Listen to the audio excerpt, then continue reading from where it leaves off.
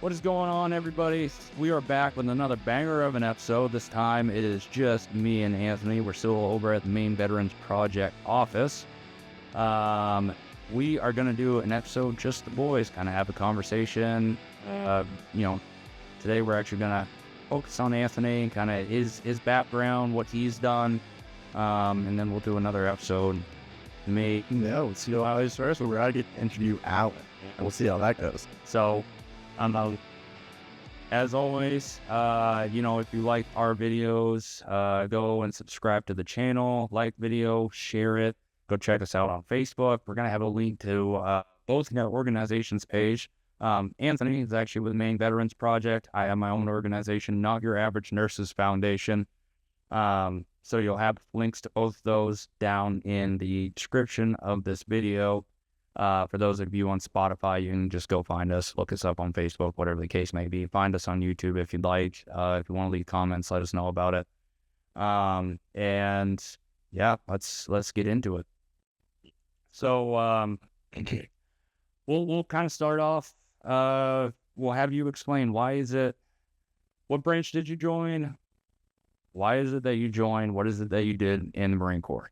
Yeah, so like Alan said, my name is Anthony. I went into the Marine Corps in 2012, got out in 2016. I come from a really big military family, primarily Marine Corps. I've known since I was the age of 4 on what job I wanted to do, and I ended up doing it. So I guess we'll go from there then. But now, what was your MOS? So my MOS was I was a motor T operator. So essentially that means I had a license to drive almost anything with wheels. All right. They try to license me for Humvees. I want to know part of it. They're super easy. Oh, they are super They're easy. so easy. They're super easy to drive. I don't want to be I driving. just don't go there. Yeah, I don't want to be flooring it doing 55 miles an hour. No, so you can get 65. You can get a little bit past that if you're going downhill.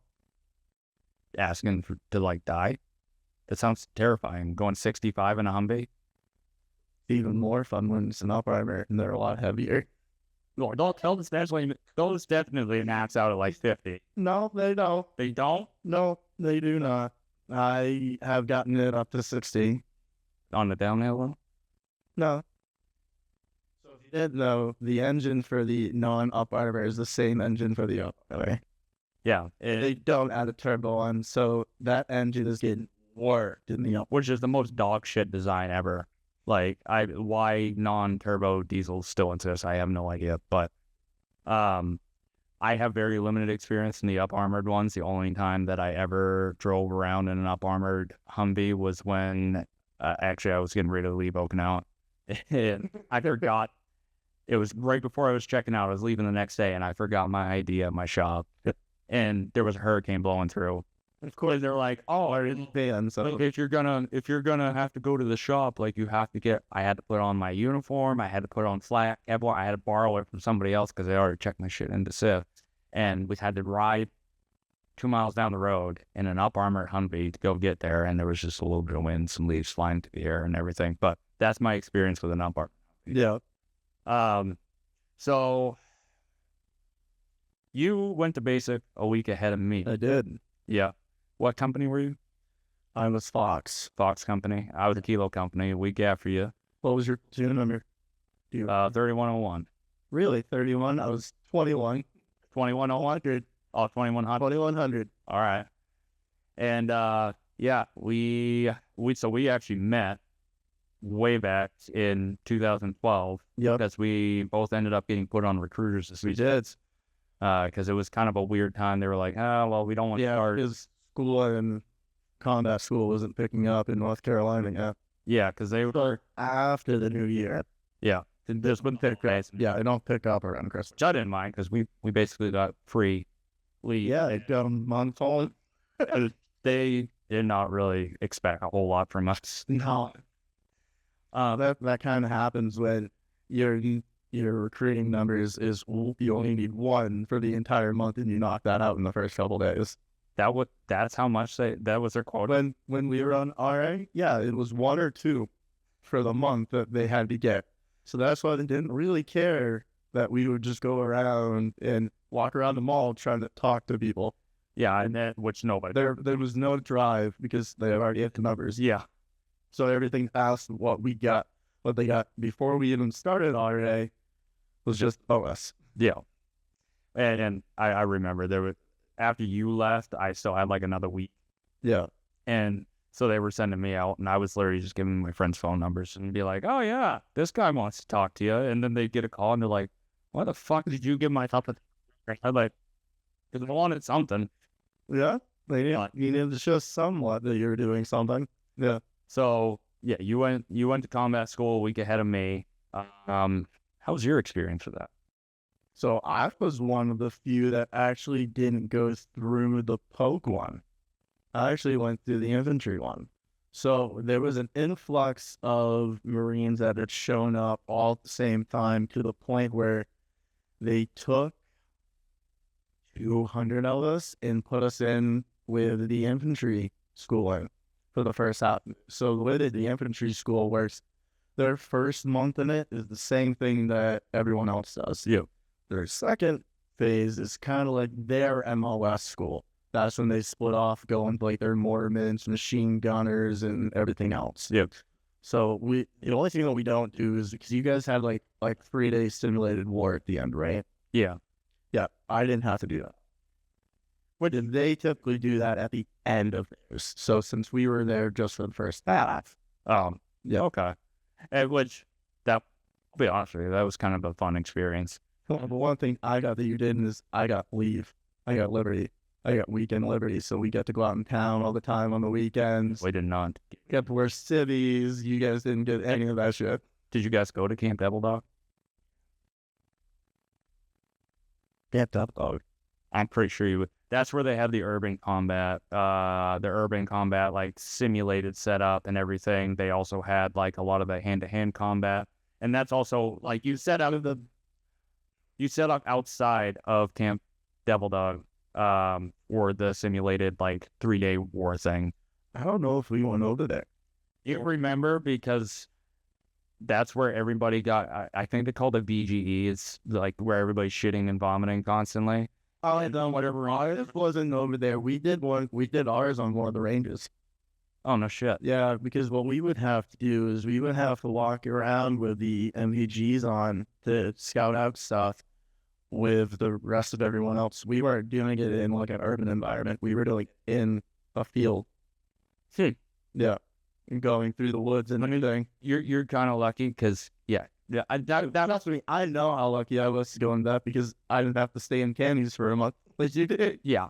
Camp Dog was fucking gross, dude. Like literally it was just a perpetual, like the next platoon that came in, everybody got that, whatever. It was called VG. Everybody just puked and shit their brains out. No, and we didn't have done that. And like they came once a week to clean out the porta shitters. So these things are like overflowing and there's no place to stick a shit. Yeah. Like I can't tell you how it is. It was co-ed going through, right?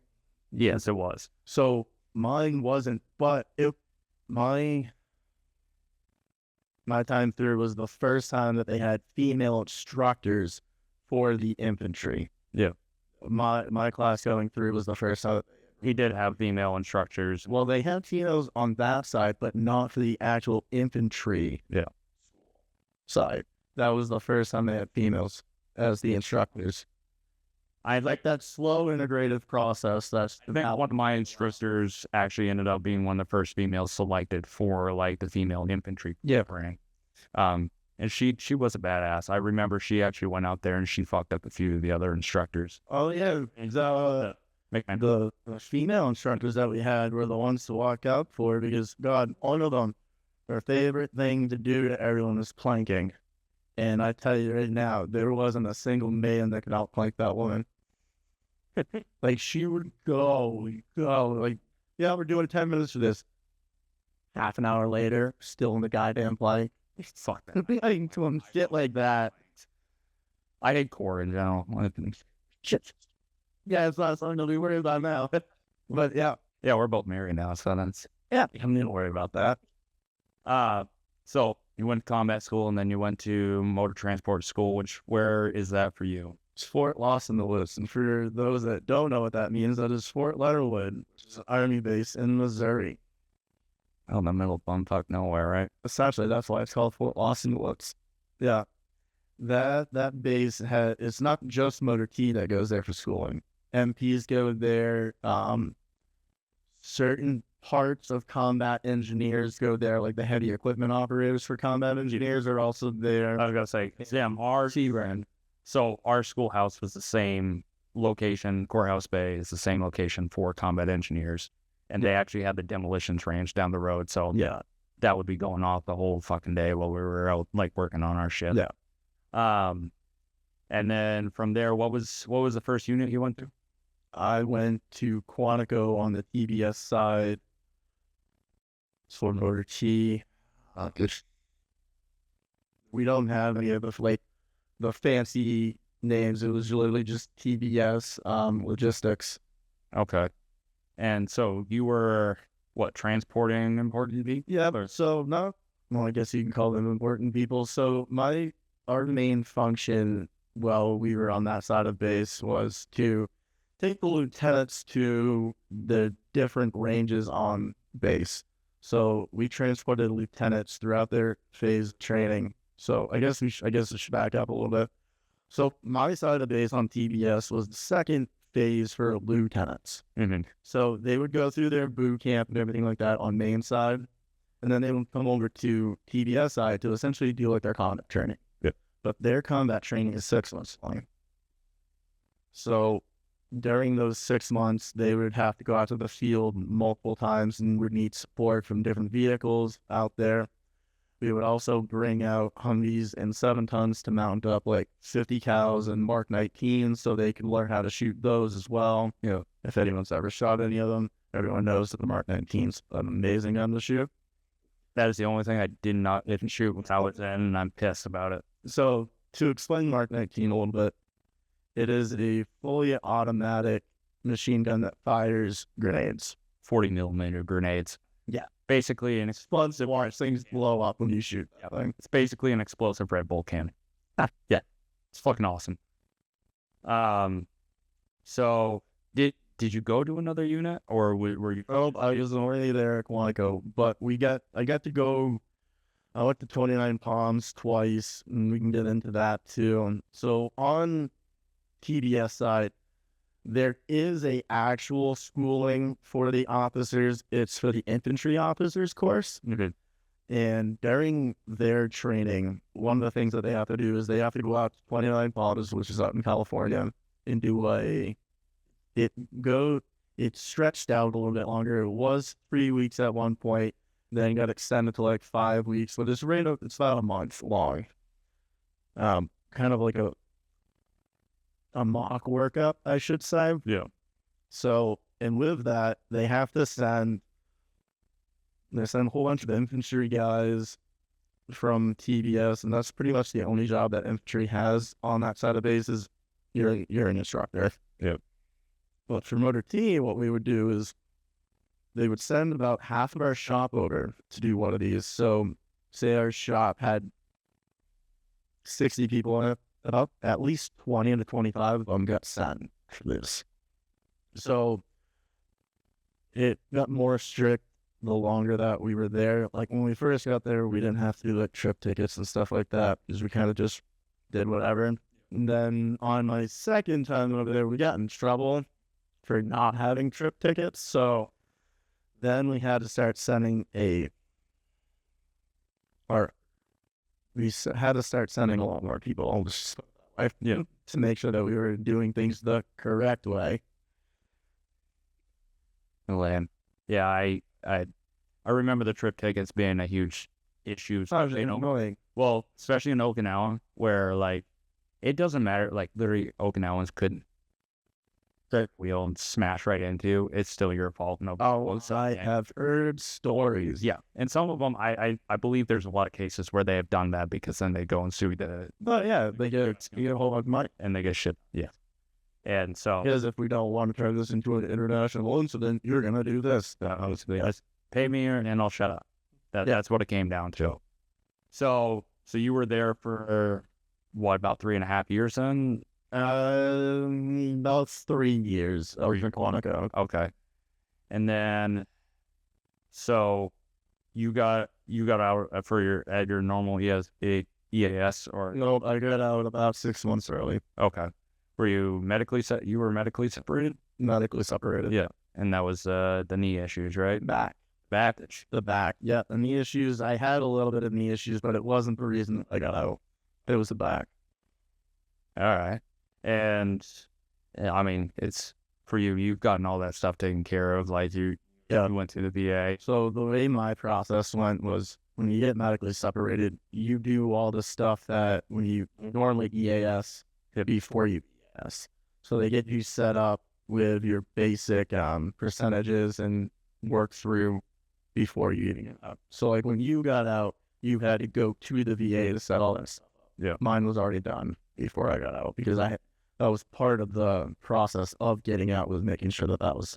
And I wish they would like do that for everyone. I wish they help you out with that, because I mean, like I've now been out for 8 years, and I'm just now starting to. Yeah, we've been out for 8 years.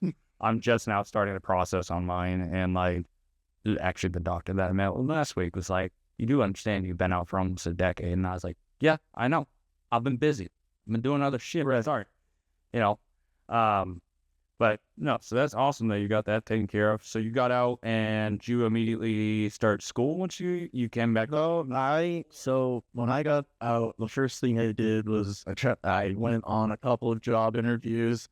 Went to one, and I was originally going to be a security guard for a company. I won't say the company's name or anything like that because I didn't like how the second interview went. Yeah. So when I first got out, as most military does, you grow out your beard. Yeah. Because you couldn't have one while you were in.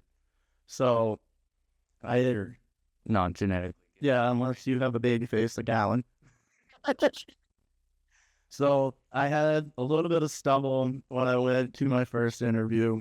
No problem, because I clearly asked them, I'm like, so I just got out, haven't been able to have a beard. I'm looking to grow it to at least half an inch.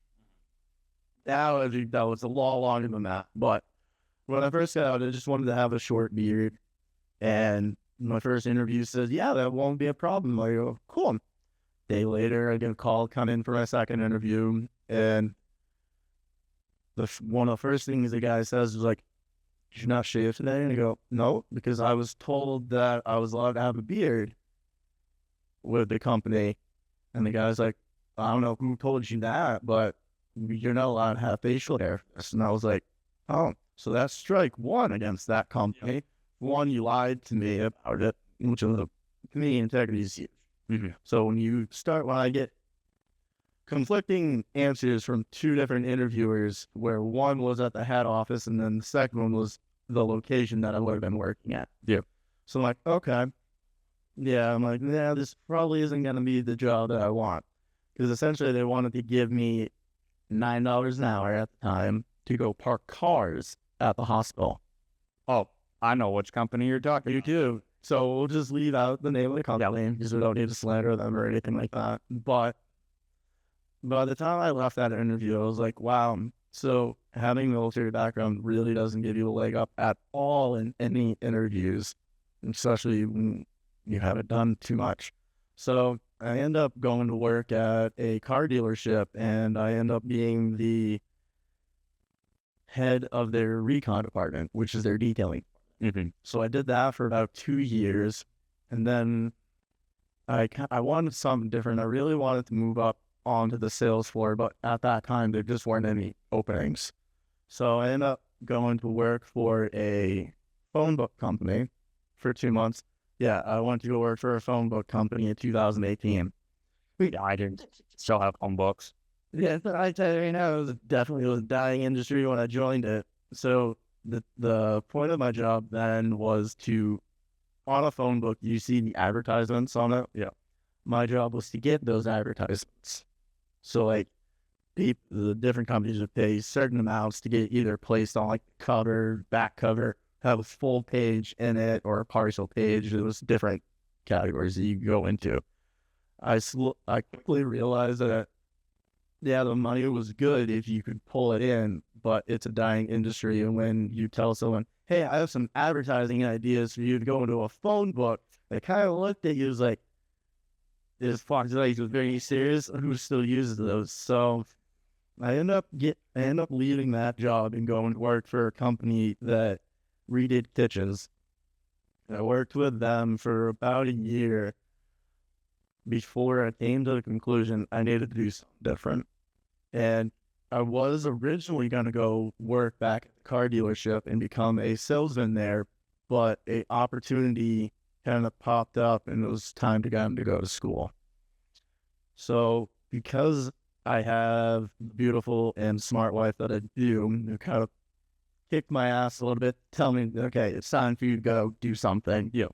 I end up going to school and I now have my bachelor's in hospitality and tourism management with a concentration in small business and entrepreneurship.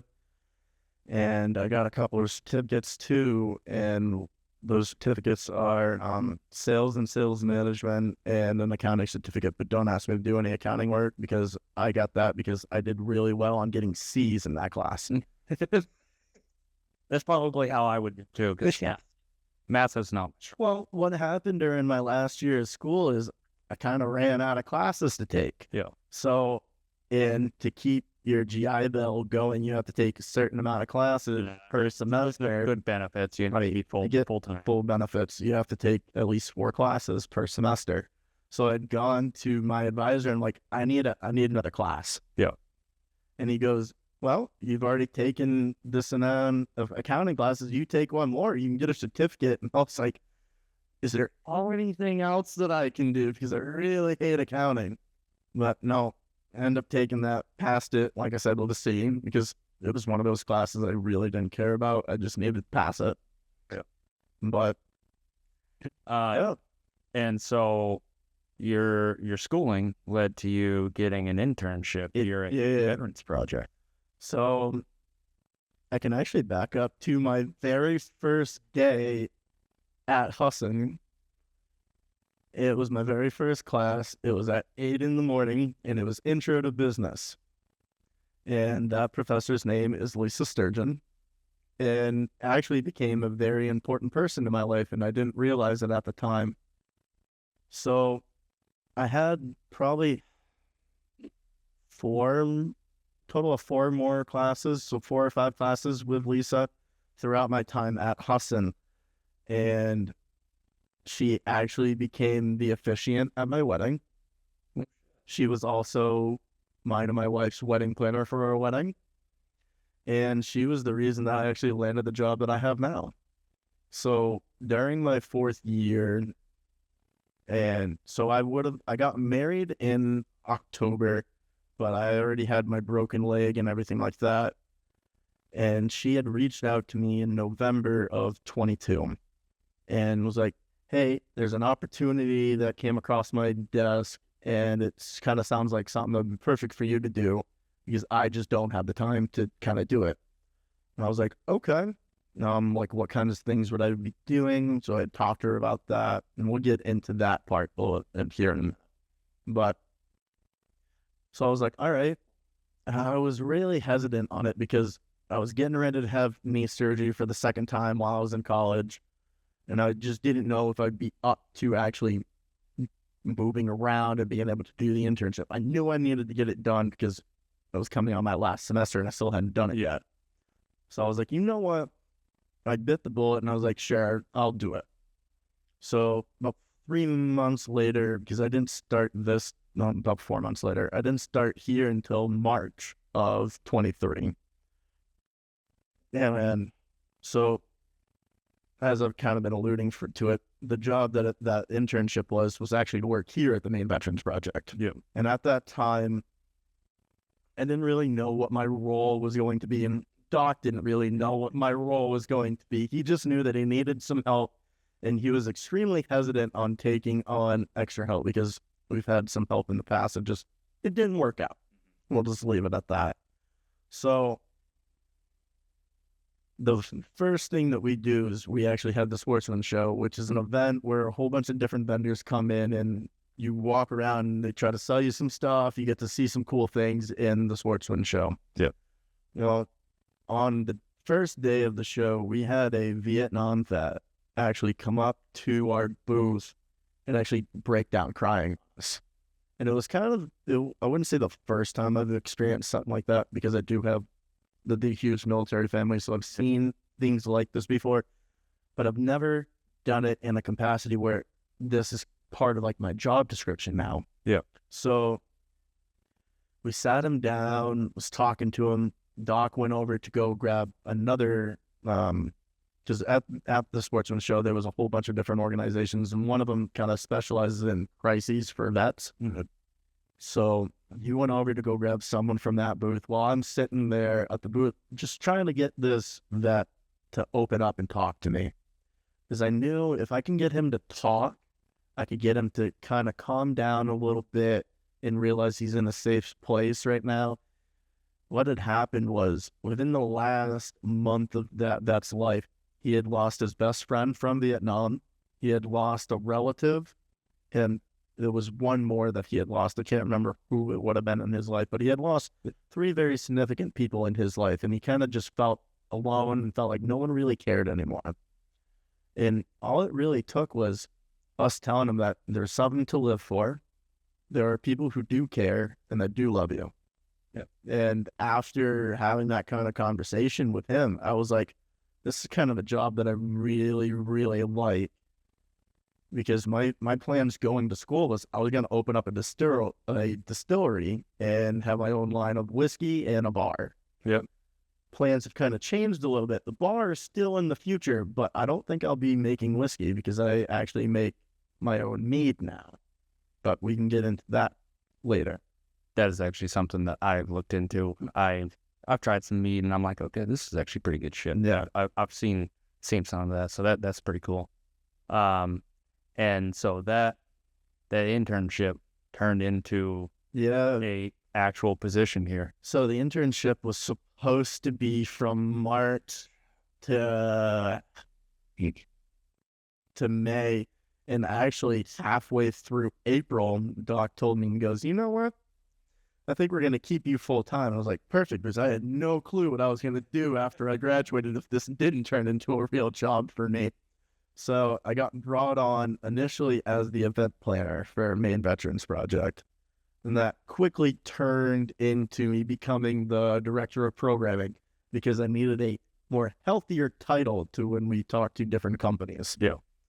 Because most people aren't going to look at you if you have a low title in an organization to try to spark conversation to set up events. Yeah. So I kind of needed to have that to kind of throw a little bit more weight.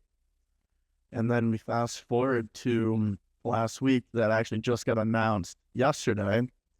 I got promoted to be the vice president of the Maine Veterans Project. Which is a promotion that is well-deserved because, you came on shortly after I started working with Maine Veterans Project. Yeah, because I would have been there because I started in March and you would have been doing stuff with the company around the time that I was in talks with my professor of doing this. Yeah. Yeah. And I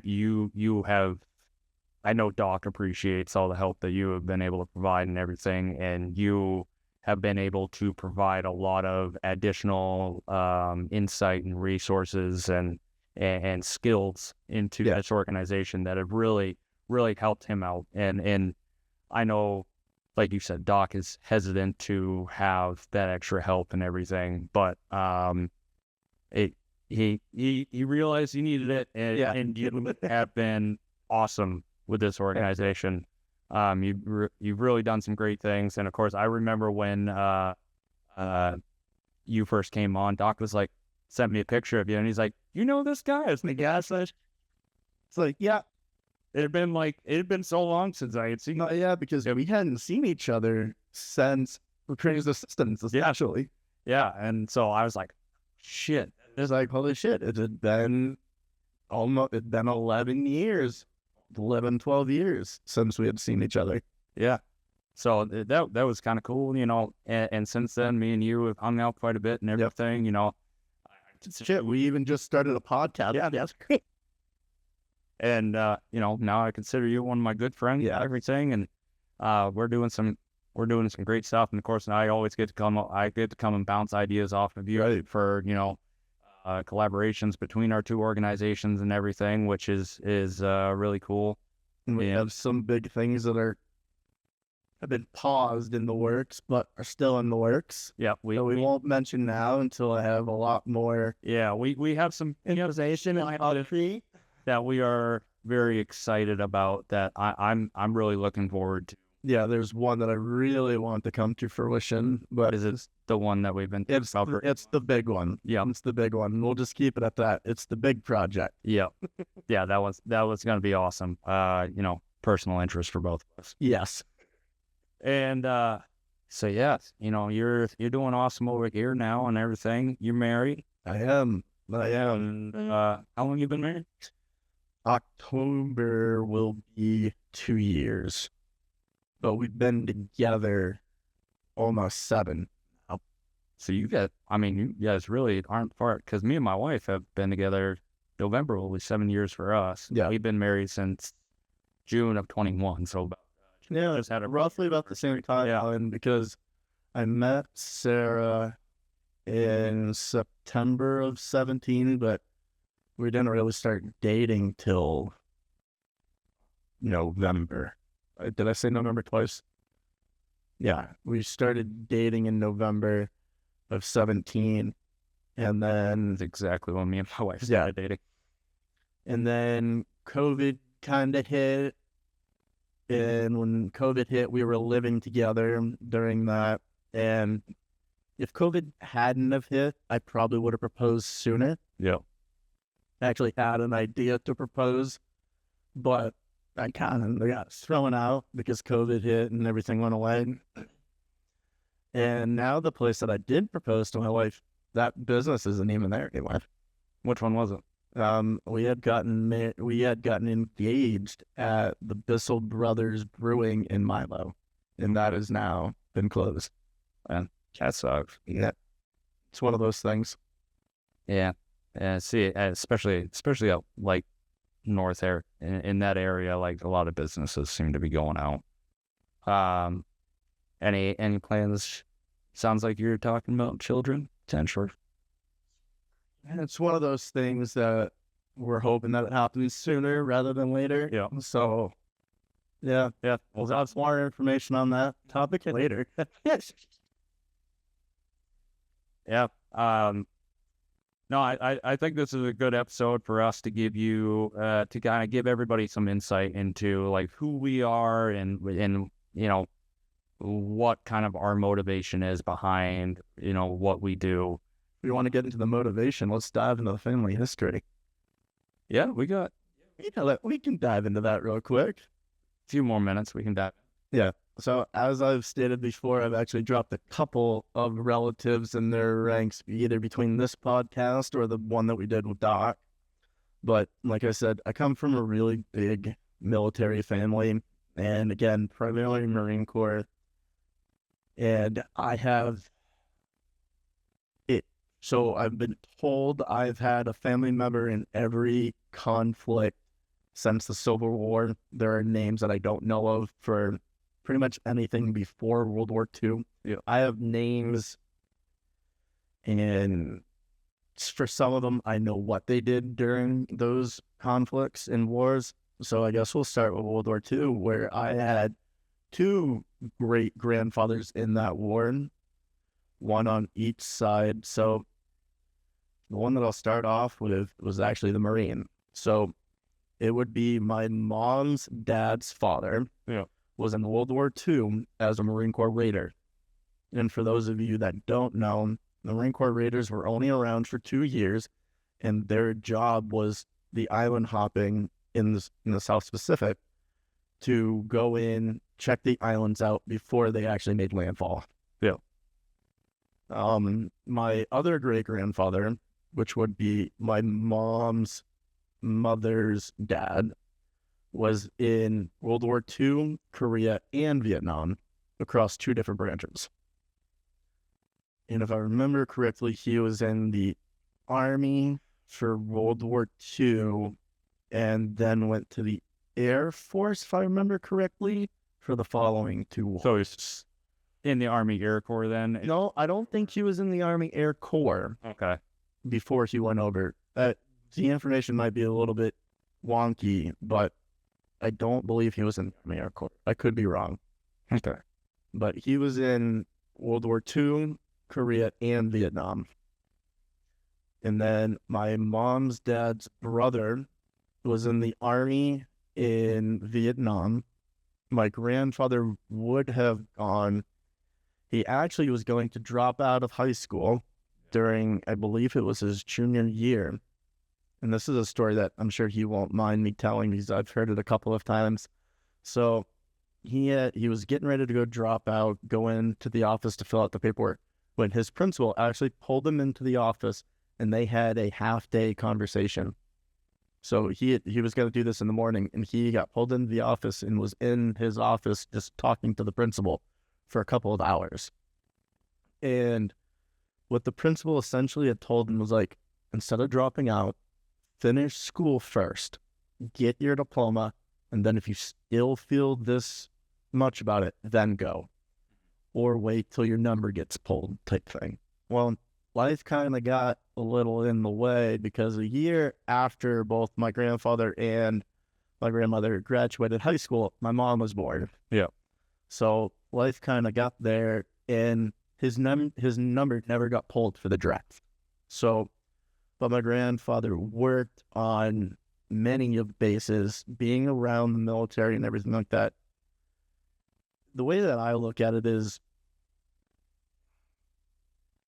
he would have served.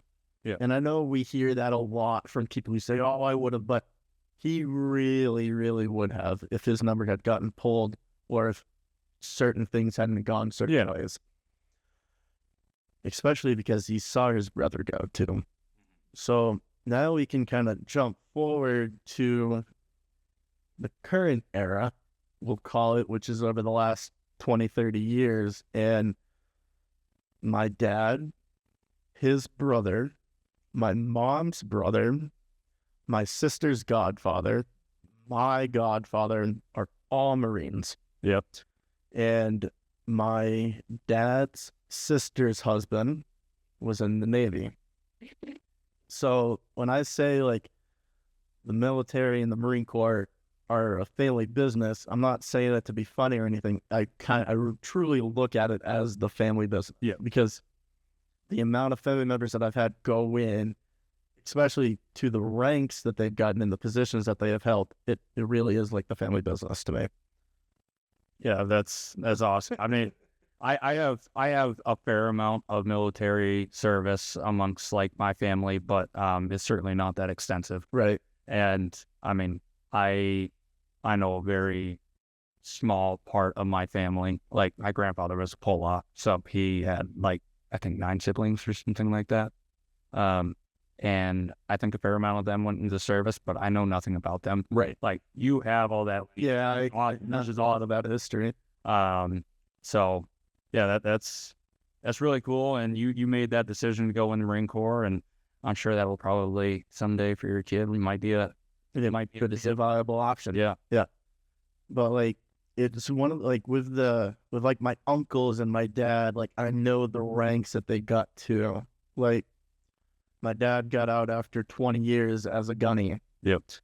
His brother got out, I believe it was 25 years, and he got out as a sergeant major. Mm-hmm. And at one point in his career, he, like I had said earlier, he was the RS sergeant major for Maine, New Hampshire, and I believe it was part of Mass. I think they fall into that category too. I could be a little wrong with Massachusetts. And then my godfather got out as a Master Guns, and at one point in time in his career, he was the monitor for Motor T. So his job was to actually place you to what base you were going to go to.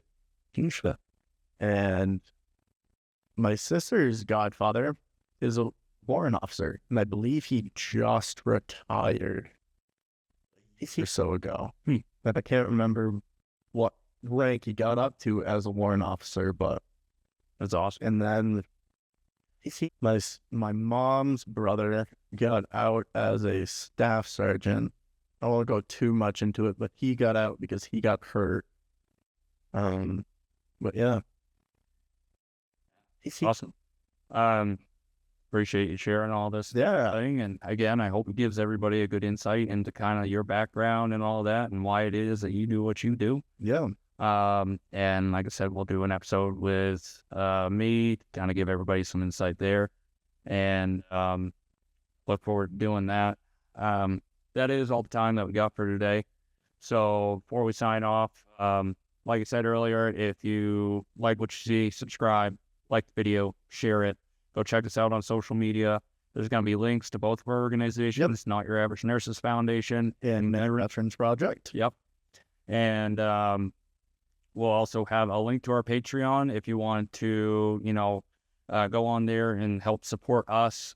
Remember that a portion of any revenue that is generated by this channel, whether it's on the Patreon, whether it's through ad revenue from YouTube, if we ever get there, Which one day, fingers crossed. If we ever get there, a portion of any revenue generated is going to get donated to both Maine Veterans Project and Not Your Average Nurses Foundation to help support programs that we both work on now and things that we want to do in the future. So, and maybe even upgrade our equipment. Yeah. So, get some better quality and everything instead of shooting on an iPhone and, our cheap little mics here. But hey, this works right now. But we are Marines and we do more with less. Yeah. Adapting over time. And, feel free to support us and everything. We appreciate you watching. And again, a great way to help out, even if you can't donate the money or whatever the case may be. A subscription, simply clicking that button makes a huge difference for us. So, again, we appreciate it, and we will see you on the next episode. See ya.